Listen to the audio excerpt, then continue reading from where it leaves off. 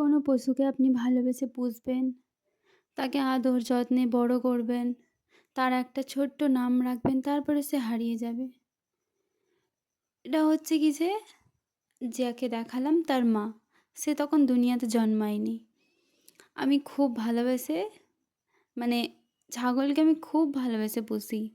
ঠিক আছে? একটা বলতে পারো অন্যরকম মায়া। তারপর আমি জানতাম আমার এই ছাগলটার বাচ্চা হবে। তারপরে এই যে ওর ২ টো বাচ্চা হয়। ওদেরকে আমি খুব আদর যত্নে ভালোবেসে পুষি। একটা নাম রেখেছিলাম চুলবুল আর একটা ছিল সুন্দরী। এই যে কালো বাচ্চাটা এটা ছিল চুলবুল। ও আমার প্রতি বেশি লাগাও ছিল। তো ওদেরকে খুব ছোট থেকে বহুত ঘরের মধ্যে রাখতাম। একটা বাচ্চা মানুষের বাচ্চাকে যেমন যত্ন করি ওদেরকে যত্ন করতাম।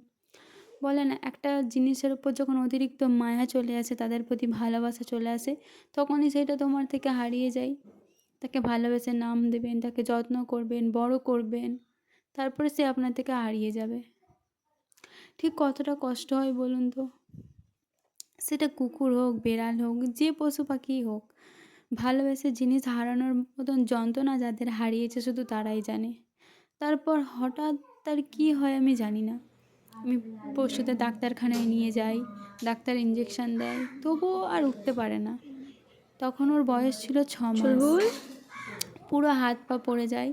তারপরে ডাক্তার বলে যে ওর গায়ে রক্ত শূন্য হয়ে গেছে। বলুন, আমরা তো মানুষ, পশু পাখির রোগের কোনো ছাড় নেই, তা মানুষের কী করে ছাড় হয়?